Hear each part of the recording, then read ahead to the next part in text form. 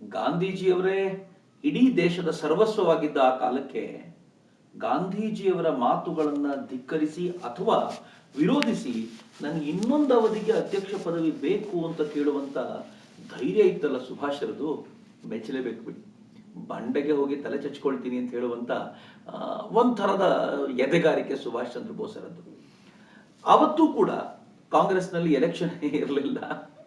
ತಮಾಷೆಗಾದರೂ ಸತ್ಯ, ಇವತ್ತಿಗೂ ಕಾಂಗ್ರೆಸ್ನಲ್ಲಿ ಎಲೆಕ್ಷನ್ ಇಲ್ಲ. ಅವತ್ತೂ ಕೂಡ ಗಾಂಧೀಜಿ ಯಾರು ಹೇಳ್ತಾರೋ ಅವ್ರು ಆಗ್ಬೇಕಿತ್ತು.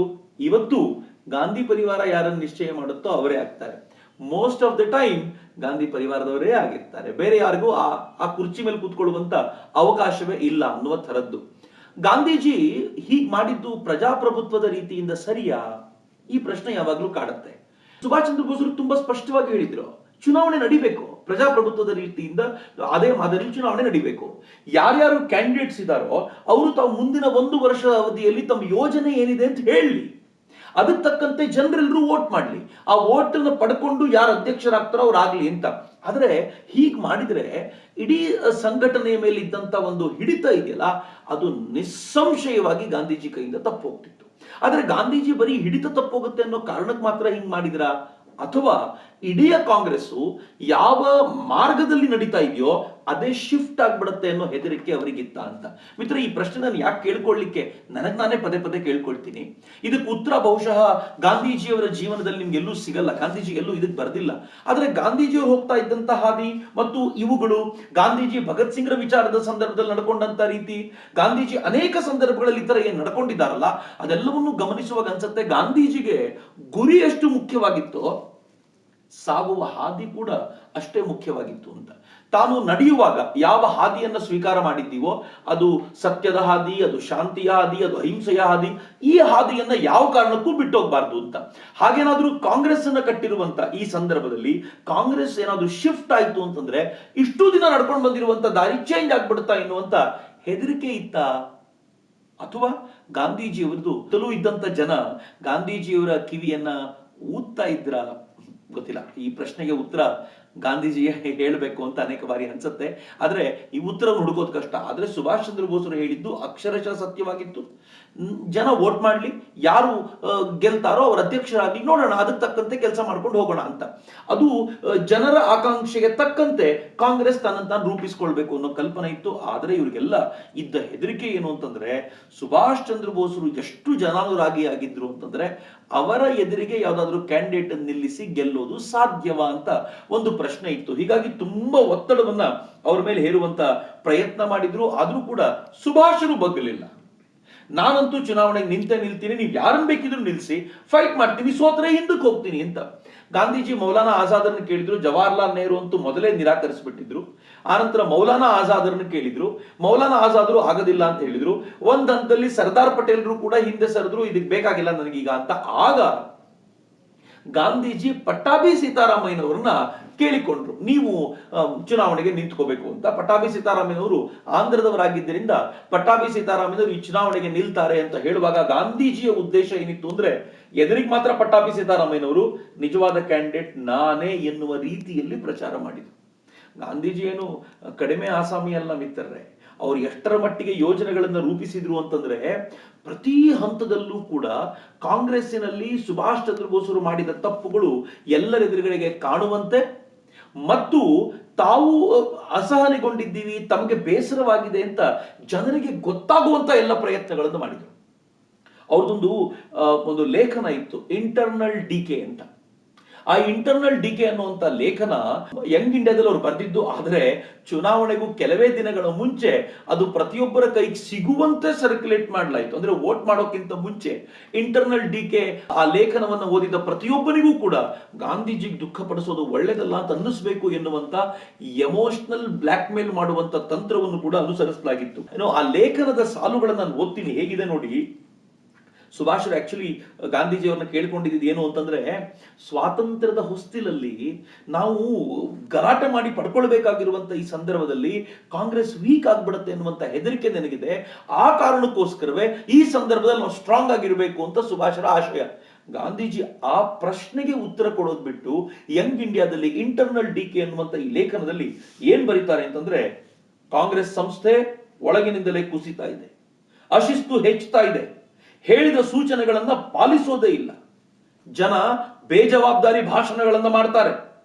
ರೋಮ್ ದೇಶ ಪತನವಾಗುವುದಕ್ಕೆ ಮೊದಲು ಅದರಲ್ಲಿ ಹರಡಿದುದು ಇಂಥದ್ದೇ ನೈತಿಕ ಕುಸಿತ ಅಂತ ಹೇಳ್ಬಿಟ್ಟು. ಹೆಂಗಿದೆ ನೋಡಿ ಮಾತುಗಳು. ರೋಮ್ ದೇಶದ ಪತನವಾಗೋದಕ್ಕಿಂತ ಮುಂಚೆ ಇದೇ ತರ ಇತ್ತು ಅಂತ ಗಾಂಧೀಜಿ ಹೇಳಿದ್ರಲ್ಲ, ಅದೇ ರೀತಿ ಭಾರತ ಕುಸಿತವಾಗ್ತಾ ಇದೆ. ಕಷ್ಟಪಟ್ಟು ಕಟ್ಟಿದ್ದನ್ನ ಯಾರೋ ಕೆಲವರು ತಮ್ಮ ಭಾಷಣಗಳಿಂದ ನಾಶ ಮಾಡ್ತಿದ್ದಾರೆ. ಯಾರು ಮತ ಭಾಷಣ ಮಾಡ್ತಿರೋದು? ಜವಾಹರ್ಲಾಲ್ ನೆಹರೂನ, ಸರ್ದಾರ್ ಪಟೇಲ್ರ, ಆಚಾರ್ಯ ಕೃಪಲಾನಿಯ, ಗೋವಿಂದ್ ವಲ್ಲಭ ಪಂತರ ಯಾರು ಮಾಡ್ತಿರೋದು?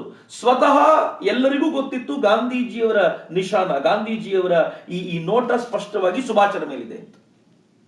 ಚುನಾವಣೆ ನಡಿಬೇಕಲ್ಲ, ಚುನಾವಣೆ ನಡೆಯುವಾಗಲೂ ಸುಭಾಷ್ ಚಂದ್ರ ಬೋಸರು ಹಗಲು ರಾತ್ರಿ ಶ್ರಮಿಸಿದರು. ಒಂದು ದೊಡ್ಡ ತರುಣರ ತಂಡ ಸುಭಾಷರ ಪರವಾಗಿ ನಿಂತು ಎಲ್ಲ ಕಡೆ ತಿರುಗಾಡಿಕೊಂಡು ಬಂತು. ಎಲ್ಲ ಕಡೆ ಎಲ್ಲರನ್ನೂ ಕೂಡ ವೋಟಿಂಗಿಗೋಸ್ಕರ ಪ್ರೇರೇಪಣೆ ಕೊಟ್ಟು ಬಂತು. ಸುಭಾಷ್ ಚಂದ್ರ ಬೋಸರಿಗೆ ತಾನು ನಿರಾಯಾಸವಾಗಿ ಗೆಲ್ತೀನಿ ಅನ್ನುವಂಥ ವಿಶ್ವಾಸ ಇತ್ತು. ಅದನ್ನ ನೆನ್ಪಿಟ್ಕೊಳ್ಳಿ ಮಿತ್ರರೇ, ಅನೇಕ ಕಡೆ ಎಲ್ಲೆಲ್ಲಿ ಕಾಂಗ್ರೆಸ್ಸಿನ ಸರ್ಕಾರಗಳಿದ್ವೋ ಅವರೆಲ್ಲ ಗಾಂಧೀಜಿಯ ಮಾತನ್ನ ಮೀರುವಂತಿರ್ಲಿಲ್ಲ. ಹೀಗಾಗಿ ಅವರೆಲ್ಲರೂ ಪಟ್ಟಾಭಿ ಸೀತಾರಾಮಯ್ಯನವರಿಗೆ ವೋಟ್ ಮಾಡ್ತಾರೆ ಅಂತ ಎಲ್ರಿಗೂ ಗೊತ್ತಿದ್ದರಿಂದ ಗಾಂಧಿ ಪಾಳೆಯವೂ ಕೂಡ ಚುನಾವಣೆಯಲ್ಲಿ ನಾವು ಆರಾಮಾಗಿ ಗೆಲ್ತೀವಿ ಅಂತ ನಿಶ್ಚಯ ಮಾಡಿತ್ತು.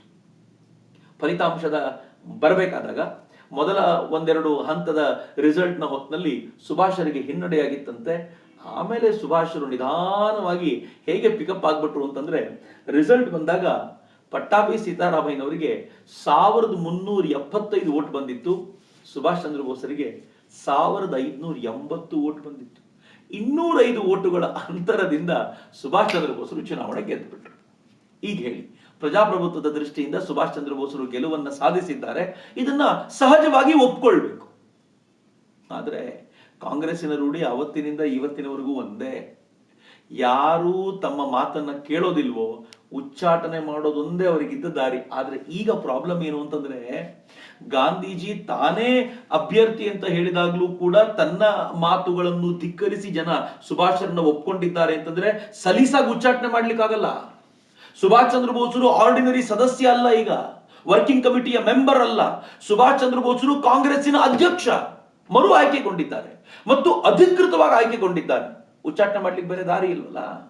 ಮಹಾತ್ಮ ಗಾಂಧೀಜಿಯವರ ಒಂದು ಲೇಖನ ನೀವು ಇದನ್ನು ಓದಿದರೆ ಬಹಳ ಗಾಬರಿ ಅನ್ಸುತ್ತೆ. ಬಹುಶಃ ನಾನು ಈ ಹಿಂದೆ ಹೇಳಿದ್ನಲ್ಲ, ಮಹಾತ್ಮ ಗಾಂಧೀಜಿಯವರ ಕುರಿತಂತೆ ಸುಭಾಷ್ ಚಂದ್ರ ಬೋಸರು, ಈ ಮಹಾತ್ಮ ಗಾಂಧೀಜಿಯವರೊಂದು ಹಳೆಯ ಫರ್ನಿಚರು, ಅದರ ಕೆಲಸ ಮುಗಿದೋಗಿದೆ, ಈಗ ಅಡ್ಡ ಬರ್ತಿದೆ ಅದು ಎಲ್ರಿಗೂ ಅಂತ ಏನ್ ಹೇಳಿದ್ದು ಅವರ ಜೀವಿತಾವಧಿಯ ಉದ್ದಕ್ಕೂ ಕಾಡ್ತೋ, ಇವತ್ತಿಗೂ ಕಾಡುತ್ತೋ, ಇವತ್ತು ಮಾತಾಡುವಾಗ ಹಿಂಗ್ ಹೇಳ್ಬಾರ್ದಾಗಿತ್ತು ಅಂತ ಅನ್ಸುತ್ತೋ, ಅದೇ ರೀತಿ ಮಹಾತ್ಮ ಗಾಂಧೀಜಿ ಅವತ್ತು ಬರೆದಿರುವಂತ ಸಾಲುಗಳು ಇವತ್ತಿಗೂ ಮಹಾತ್ಮ ಗಾಂಧೀಜಿಯವರನ್ನ ಕಾಡುತ್ತೆ. ಏನ್ ಬರೀತಾರೆ ಗೊತ್ತೇನೋ ಅವ್ರ ಪತ್ರಿಕೆಯಲ್ಲಿ? ಅವ್ರು ಹೇಳ್ತಾರೆ, ಇದು ಪಟ್ಟಾಭಿ ಸೀತಾರಾಮಯ್ಯನವರ ಸೋಲಿಗಿಂತ ಮಿಗಿಲಾಗಿ ನನ್ನದ್ದೇ ಸೋಲು.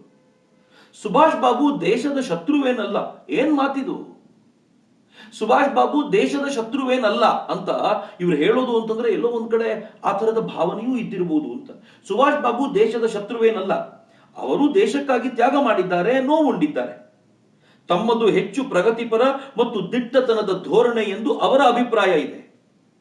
ಈಗ ಅಲ್ಪಮತದವರಾಗಿರುವವರು ಸುಭಾಷರ ಧೋರಣೆಗೆ ಯಶಸ್ಸನ್ನು ಕೋರುತ್ತಾರೆ. ಅಲ್ಪಮತದವರು ಅಂದ್ರೆ ಸೋತಿರುವ ತಮ್ಮ ಗುಂಪಿನವರು. ಸುಭಾಷರ ಧೋರಣೆ ಅತಿ ವೇಗದ್ದೆಂದು ಅವರಿಗೆ ಅನ್ನಿಸಿದರೆ ಅಂತವರು ಕಾಂಗ್ರೆಸ್ಸಿನಿಂದ ಹೊರಬರಬೇಕು. ಏನ್ ಅರ್ಥ ಇದಕ್ಕೆ? ಸುಭಾಷರ ಧೋರಣೆಯೇ ಸರಿ ಎಂದು ಅನಿಸಿದರೆ ಅವರು ಅದಕ್ಕೆ ಪುಷ್ಟಿ ಕೊಡಬಹುದು. ಏನೇ ಆದರೂ ಈ ಅಲ್ಪಮತದವರು ಸುಭಾಷರ ಪಥಕ್ಕೆ ಅಡಚಣೆ ತರಬಾರದು. ಕೇಳುವ ಖುಷಿ ಆಗತ್ತೆ. ಸುಭಾಷರ ಪಥಕ್ಕೆ ಅಡಚಣೆ ತರಬಾರದು. ಸಹಕರಿಸುವುದು ಸಾಧ್ಯವಿಲ್ಲದಿದ್ದರೆ ತಟಸ್ಥವಾಗಿಯಾದರೂ ಉಳಿಯಲಿ. ಈಗಿನ ಸ್ಥಿತಿಯಲ್ಲಿ ಕಾಂಗ್ರೆಸ್ಸಿನ ಭಾಗವಾಗಿರುವುದು ಅಹಿತಕರವೆನಿಸಿದವರು ಕಾಂಗ್ರೆಸ್ಸಿನಿಂದ ಹೊರಬರಲಿ ಮತ್ತು ತಮ್ಮದ್ದೇ ನೆಲೆಯಲ್ಲಿ ಸೇವೆ ಮಾಡಲು ಅಣಿಯಾಗಲಿ ಅಂತ ಹೇಳಿದ್ರು. ಅಂದ್ರೆ ಸುಭಾಷರ ಈ ಚಟುವಟಿಕೆಗಳಿಗೆ, ಮುಂದಿನ ಕಾರ್ಯಗಳೇನಿವೆಯೋ ಅದಕ್ಕೆ ವಿರೋಧ ಮಾಡ್ಲಿಕ್ಕೆ ಅಥವಾ ವಿರೋಧಿಸ್ಲಿಕ್ಕೆ ನಿಮ್ಮ ಹತ್ರ ಆಗ್ಲಿಲ್ಲ, ನಿಮ್ಗದು ಇಷ್ಟ ಆಗ್ಲಿಲ್ಲ ಅಂತಂದ್ರೆ ಕಾಂಗ್ರೆಸ್ನಿಂದಲೇ ಆಚೆ ಬಂದ್ಬಿಡಿ ಅಂತಂದ್ರು. ಕಾಂಗ್ರೆಸ್ ಅನ್ನ ಡಿವೈಡ್ ಮಾಡಿದ್ರು ಪರವಾಗಿಲ್ಲ, ನೀವು ಆಚೆ ಬಂದ್ಬಿಡಿ, ಸುಭಾಷರನ್ನ ಪ್ರತ್ಯೇಕ ಮಾಡಿ ಅಂತ ಅಧ್ಯಕ್ಷರಲ್ಲ. ಈ ಹಿಂದೆ ಮೋತಿಲಾಲ್ ನೆಹರುಗೆ ಹೀಗೆ ಮಾಡಿದ್ರು, ಈ ಹಿಂದೆ ಚಿತ್ತರಂಜನ್ ದಾಸರಿಗೆ ಹೀಗೆ ಮಾಡಿದ್ರು, ಮೊಹಮ್ಮದ್ ಅಲಿ ಜಿನ್ನಾಗೂ ಇದೇ ರೀತಿ ಅನುಭವ ಆಗಿತ್ತು. ಈಗ ಸುಭಾಷರಿಗೆ ಅನುಭವ ಆಗ್ತಾ ಇದೆ. ಮಿತ್ರ, ಸುಭಾಷರು ಇವನ್ನೆಲ್ಲ ಎದುರಿಸಬೇಕಿತ್ತು. ಸುಭಾಷರಿಗೆ ಆ ದಿನಗಳು ತುಂಬಾ ಸಂಕಟದ ದಿನಗಳು.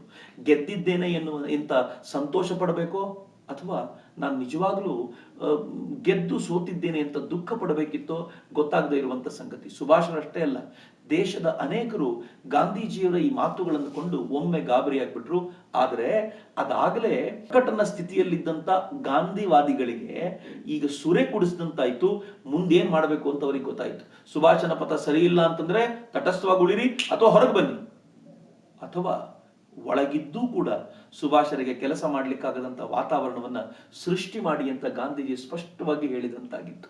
ಇದು ಬಹುಶಃ ಗಾಂಧೀಜಿಯವರ ಜೀವನದ ಆ ಇತಿಹಾಸದಲ್ಲಿ ಕಂಡು ಬರುವಂತ ಒಂದು ಪ್ರಮುಖವಾದ ಸಂದರ್ಭ ಅಂತ ನನ್ಗನ್ಸುತ್ತೆ. ಮುಂದೇನಾಯ್ತು ಅನ್ನೋದನ್ನ ನಾನು ಮುಂದಿನ ಎಪಿಸೋಡ್ಗಳಲ್ಲಿ ನಿಮ್ ಜೊತೆ ಹಂಚ್ಕೊಳ್ತೀನಿ. ಎಲ್ಲರಿಗೂ ನಮಸ್ಕಾರ. ವಂದೇ ಮಾತರಂ. ಜೈ ಹಿಂದ್.